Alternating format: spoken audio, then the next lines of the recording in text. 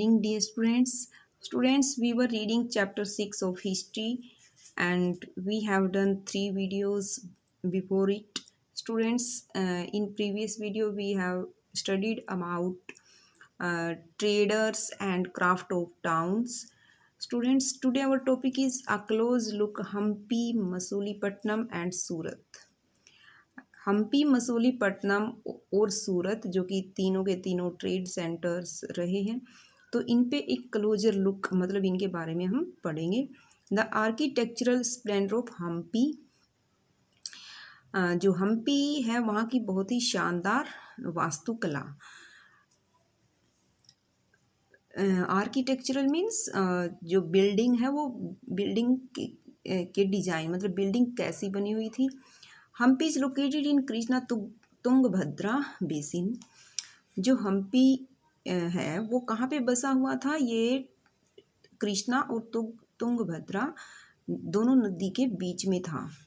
Which formed the nucleus of the Vijayanagara empire, जो कि Vijayanagar empire का एक मुख्य केंद्र था।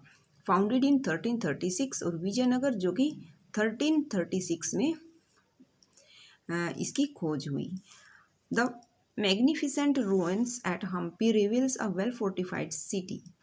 जो शानदार अवशेष हैं हम्पी के वो ये स्पष्ट करते हैं कि जो हम्पी था वो एक वेल फोर्टिफाइड सिटी था, मतलब कि किलेबंदी वाला शहर था जिसके चारों ओर दीवार बनी हुई थी। नो मोर्टर और cementing agent was used in the construction of these walls.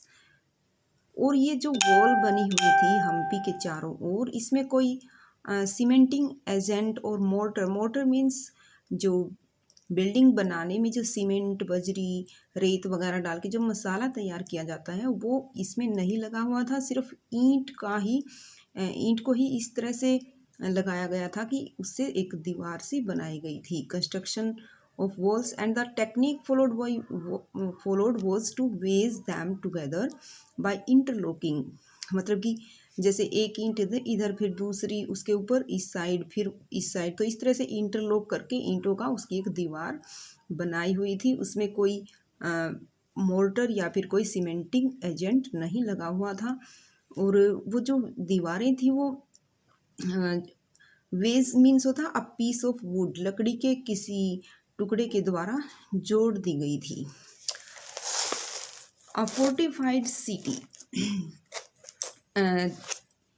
ये जो स्टेटमेंट है ये डोमिंगो पेस द्वारा दी गई स्टेटमेंट है जो कि पोर्टुगीज ट्रैवलर रहे हैं और जिन्होंने हम्पी की यात्रा की थी 16th सेंचुरी में, और इन्होंने अपने शब्दों में हम्पी की काफ़ी तारीफ की है। उसको एक बहुत ही शानदार शहर इन्होंने बताया है। नेक्स्ट है the architecture of Hampi was distinctive. जो हम्पी का जो आर्किटेक्चर था, जो वास्तुकला थी, भवन निर्माण था, वो बहुत ही शानदार था। The buildings in the royal complex had splendid arches. और रॉयल कॉम्प्लेक्स का मतलब है जो राजा महाराजाओं के जो महल होते थे, बिल्डिंग होती थी, वो उसमें बहुत ही शानदार आर्चीज मीन्स इस तरह की शेप वाले, मतलब कि दरवाजों के ऊपर इस तरह से जो डिजाइन बना होता था, तो ये आर्चीज बने होते थे। डोम्स का मतलब आर्चीज के ऊपर इस तरह का गुंबद बना होता था, डोम बने होते थे। एंड पिलर भी होते थे, जैसे हम इसमें थोड़ा सा देख सकते हैं इसको, ये पिलर्स हैं, है ना। और देखना यहाँ पे ये जो पार्ट है ये क्या शो कर रहा है? आर्चीज, और ये ऊपर का हिस्सा ये डोम कह सकते हैं। तो इस तरह से आप समझ गए होंगे जो पैलेसेज होते थे वो इसी तरह से बनते थे पहले। तो पिलर्ड वाले hall with niches for holding sculpture. Niches होता है सेमी सर्कुलर आर्च्ड, यानी जो आर्च कैसे बनता है? ऐसी शेप में तो आर्च बनता है, और जो आधी अगर इस तरह से सिर्फ इतनी शेप है तो यह है सेमी सर्कुलर आर्च्ड, उसको नीचीज बोलते हैं। तो जो डिजाइन था ना बिल्डिंग बनाने का, तो उसमें वो उस डिजाइन में क्या क्या था?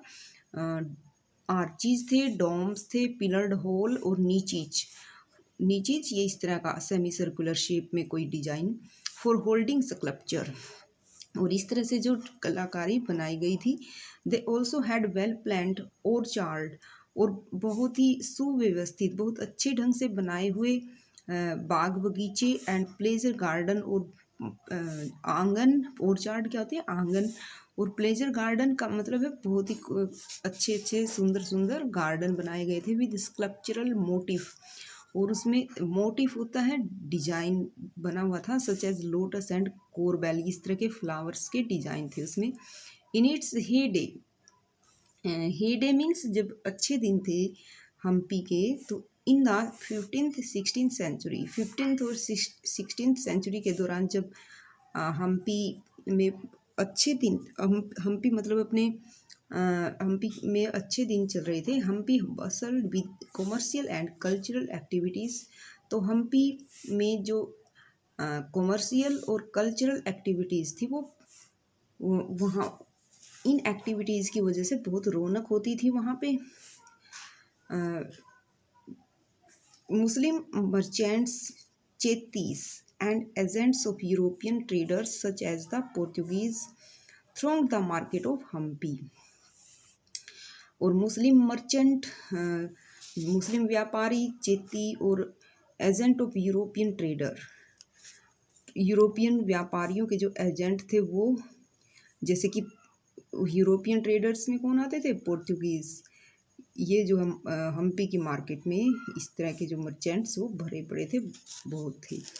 Temples were the hub of cultural activities, और जो मंदिर होते थे ना, वहाँ तो सांस्कृतिक एक्टिविटी का केंद्र थे मंदिर तो। एंड देवदासीज मीन्स जो टेम्पल डांसर होती थी ना, जो नृत्यांगना होती थी, वो डांस परफॉर्म करती थी, और किसके सामने करती थी? बिफोर द डीटी, देवता के सामने, भगवान। मंदिर में जो गॉड की प्रतिमा होती थी उसके सामने डांस करती थी devadasis.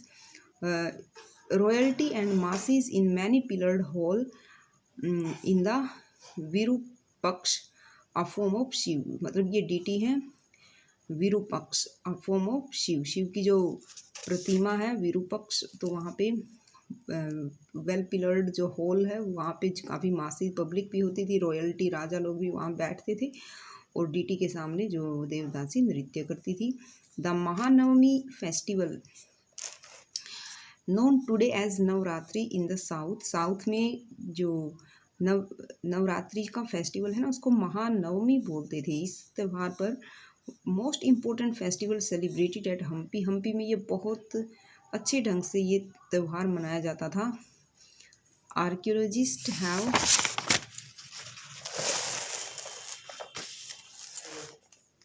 found the Mahanavami platform where the king received guests and accepted tribute from subordinate chief। और जो आर्कियोलॉजिस्ट हैं उन्होंने ये पाया कि जो महानवमी का प्लेटफॉर्म होता था ना हम्पी में, तो वहाँ पे जो राजा था वो जो भी वहाँ पे गेस्ट आते थे, वो जो उसके सबॉर्डिनेट चीफ होते थे, उसके अधीन जो भी मंत्री होते थे वो राजा को गिफ्ट देते थे और ट्रिब्यूट देते थे, उपाधि वगैरह देते थे, और राजा उनको ग्रैंड करता था। From here he also watch dance and music performances as well as wrestling bouts, और वहाँ बैठ के राजा जो डांस देखता था, म्यूजिक सुनता था, और जो रेसलिंग वगैरह होता था वो परफॉर्मेंसेस वहाँ से देखता था। Hampi fell into ruin following the defeat of Vijayanagara in 1565 by the Deccan Sultans, the rulers of Golconda, Bijapur, Ahmednagar, Berar and Bidar। Hampi fell into ruins का मतलब है जो हम्पी बिल्कुल ख़त्म हो गया था विजयनगर की हार के बाद। जब विजयनगर डिफीट हो गया था, हार गया था, तो उसकी वजह से हम्पी का भी पतन शुरू हो गया। 1565 तक तो वो रुइन हो चुका था, पतन हो चुका था। और किसके द्वारा?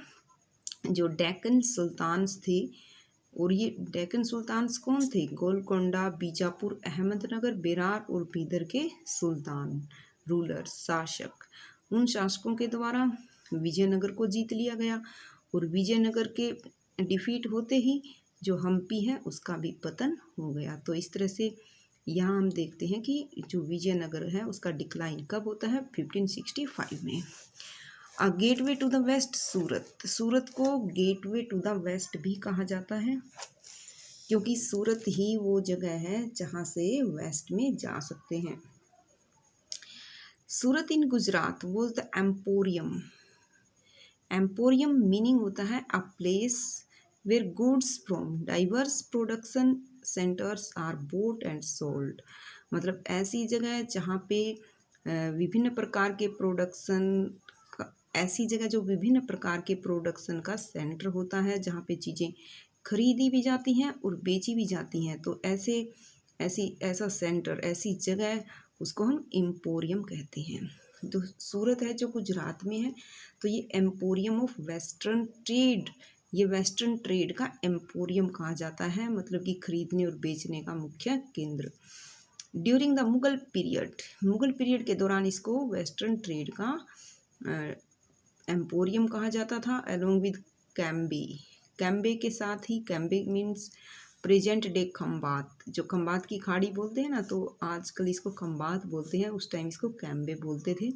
तो कैम्बे भी जो है ये भी वेस्टर्न ट्रेड का एक सेंटर था। एंड समवट लेटर अहमदाबाद, और बाद में अहमदाबाद भी बना, मतलब कि 3 लोकेशन है यहाँ पे, फर्स्ट सूरत, सेकंड कैम्बे और थर्ड अहमदाबाद, तीनों ही सेंटर रहे हैं ट्रेड के लिए, व्यापार के लिए।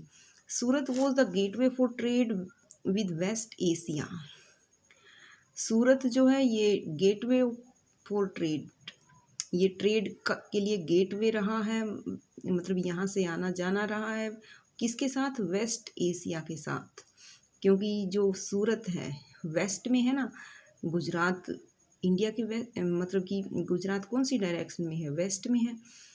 तो ये गेटवे फॉर ट्रेड, मतलब कि सूरत को गेटवे फॉर ट्रेड कहा जाता है कि किसके साथ व्यापार होता है वहाँ पे, West Asia, via the Gulf of Hormuz, Hormuz की खाड़ी से होकर।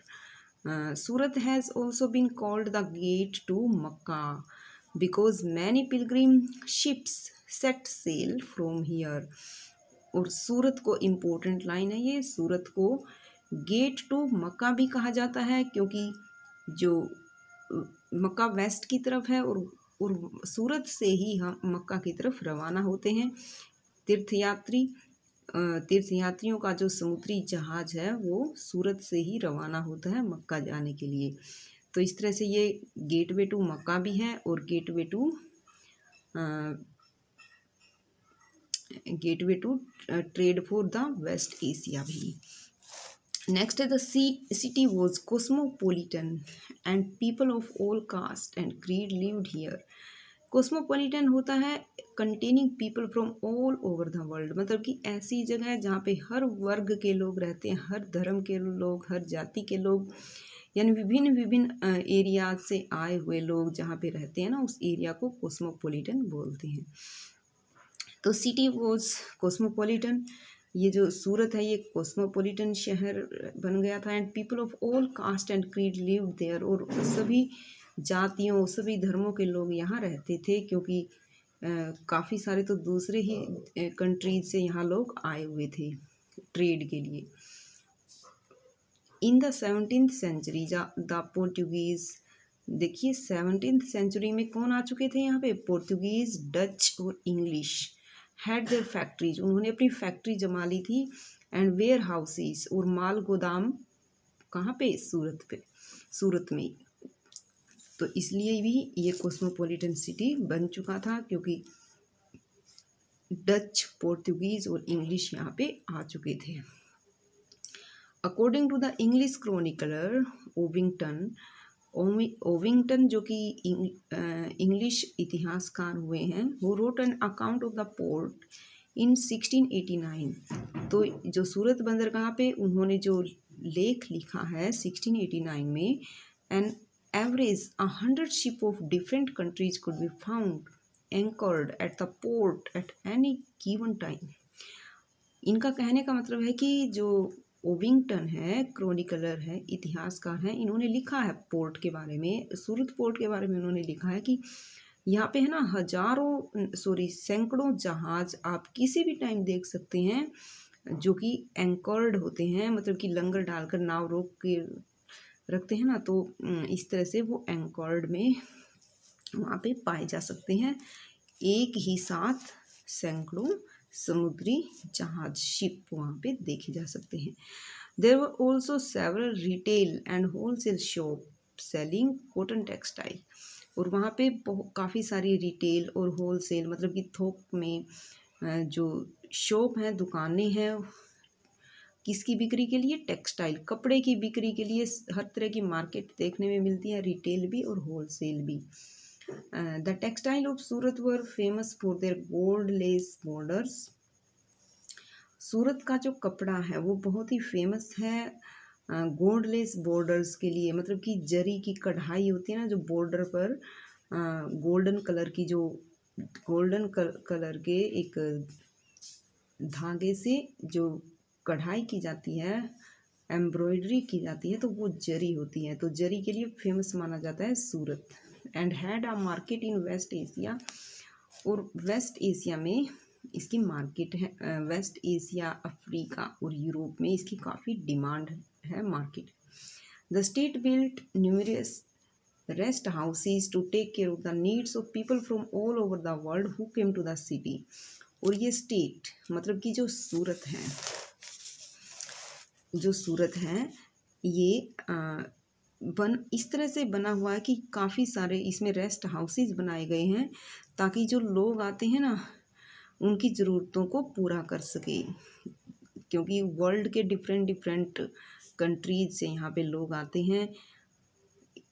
देयर वर मैग्निफिसेंट बिल्डिंग्स, वहाँ पे काफ़ी शानदार बिल्डिंग्स बनाई गई एंड इनन्यूमरेबल प्लेजर पार्क्स, और काफ़ी अनगिनत काफ़ी सारे प्लेजर पार्क्स बनाए गए ताकि वहाँ पे जो पीपल आए हुए हैं उनको कोई दिक्कत ना आए, उनकी नीड को पूरा कर सकें। द काठियावाड़ सेठ और mahajan money changers had huge banking houses at सूरत।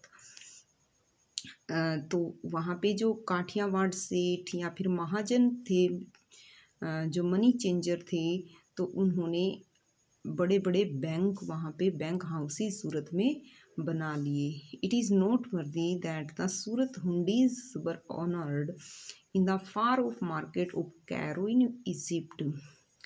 और ये बहुत ही ध्यान देने योग्य बात है कि जो सूरत की हुंडीज थी, हुंडी क्या होती है?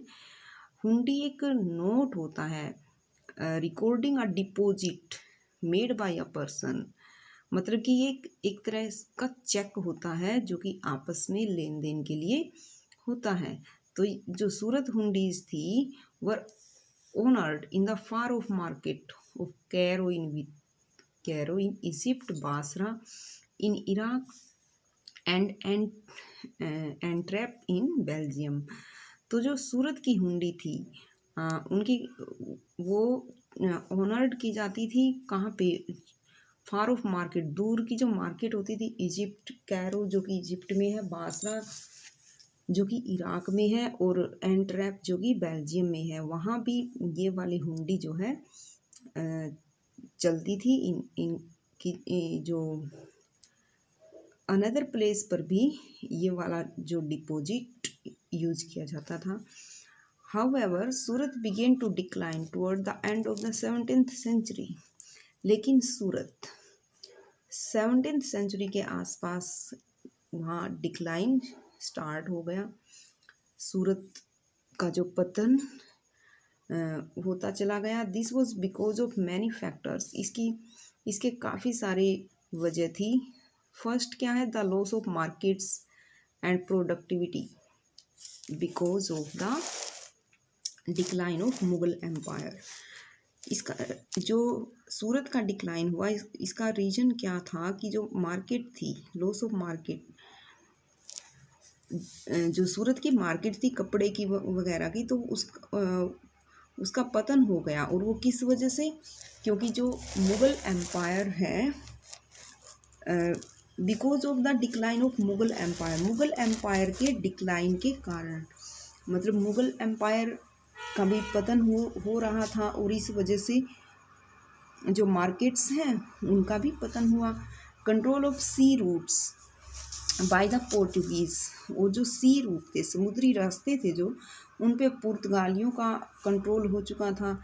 And competition from Bombay, present day Mumbai, where the English East India Company shifted its headquarter in 1668 today.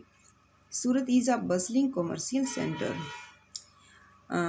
और जो मुंबई में इंग्लिश ईस्ट इंडिया कंपनी आके जो बस गई थी, वहाँ पे उन्होंने अपनी फैक्ट्रीज वगैरह लगा ली थी। तो India Company shifted its headquarter, तो उनके हेडक्वार्टर स्थापित हो गए थे 1668 में। इस वजह से भी जो सूरत का डिक्लाइन हो गया था। लेकिन जो आजकल सूरत है वो काफ़ी कॉमर्शियल सेंटर है, वहाँ पे काफ़ी चहल पहल है और एक शानदार व्यापारिक शहर है। तो स्टूडेंट्स, इस चैप्टर को हम यहीं तक करते हैं आज। नेक्स्ट पार्ट जो है कल करेंगे। And thank you for watching the video. Thank you.